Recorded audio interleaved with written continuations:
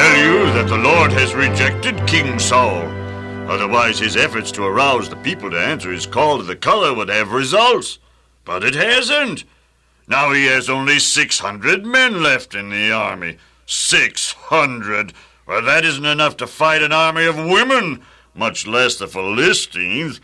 And his retreat to Excuse Geba... the intrusion, but may I talk to you a few minutes? Oh, of course, Master Jonathan. Come along with me, then. I wish to talk in private. I'll leave, Your Highness. Thank you. You are my armor-bearer. You've been a faithful and loyal armor-bearer. You appear to be a man of faith and prayer. I believe there is no limit to what God can do. I can trust you? Absolutely, Your Highness. I've had a sudden impulse to make a secret attack upon the enemy's camp. You, sir, are the son of King Saul. You are the crown prince. But you are also a man of God. If you attack the enemy, please take me with you. Oh, just what I was hoping you'd say. It may be that the Lord will work for us in saving Israel from the Philistines.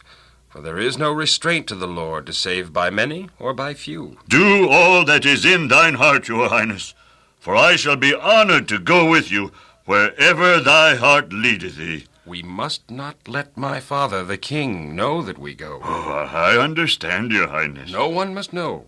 They'd tell father, and we'd be stopped. Do you have a plan of an attack, Your Highness? Sort of plan, yes.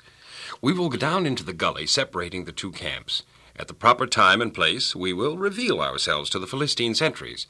If they say unto us, "Stay there until we come down to you," then we will stand still in our place and will not go up unto them. But if they say, "Come up here unto us," then we will go up, and the Lord will deliver them into our hands. This shall be a sign unto us.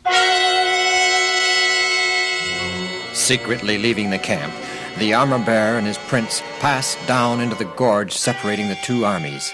Silently threading their way under the shadow of the cliff, and partially concealed by the mounds and ridges of the valley, they approached the Philistine fortress situated on a protruding rock far above them.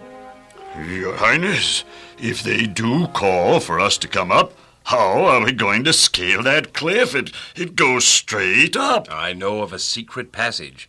It's difficult, but we can make it all right.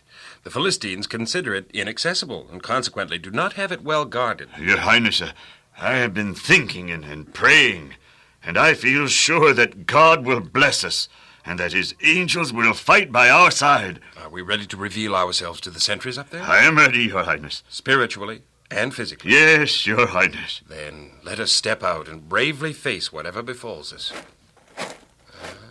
I think they see us. Yes, they do. Well, well, behold the Israelites come out of the holes where they hid themselves. You must be very brave, Israelites. So come up here and we will reward your bravery. It is the sign, Your Highness. The Lord shall deliver the Philistines into our hands. Follow me. We will disappear behind that mound. The sentries up there will think we flee. But instead, we will make our way up that secret path I spoke of, and suddenly we will appear, slay the unsuspecting sentinels, and penetrate into the enemy camp.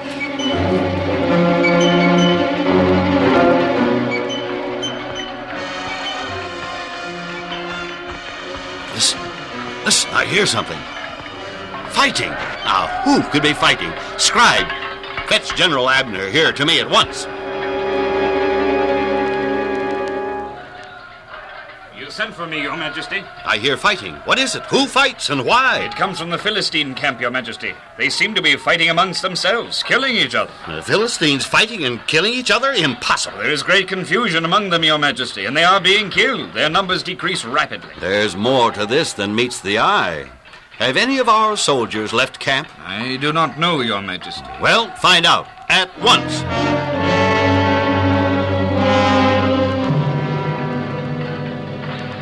Long live the king. Sire, all are present and accounted for except Crown Prince Jonathan and his armor-bearer. Just as I suspected. He has done this in secret without my permission, but... General, sound assembly. Since Jonathan has so successfully routed the enemy and done havoc among them, we will take advantage of the situation and join in the assault. Yes, sir.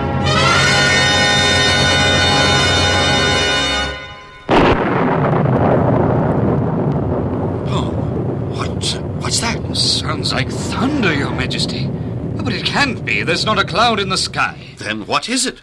Undoubtedly, Your Majesty, it is lightnings and quakes of the earth from God in aid of His Highness Jonathan to subdue the Philistines. A miracle!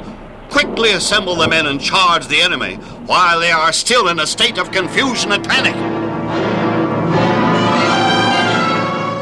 Saul led his small army in the assault against the Philistines.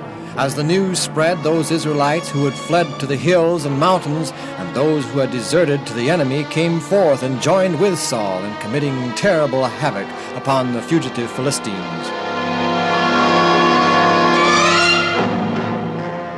So the Lord, through his servant Jonathan, saved Israel that day, proving beyond a doubt that salvation is a matter of individual choice and action, and not so much a mass movement. Jonathan depended not upon himself, his weapons, or his armor-bearer, but upon the unlimited power of God.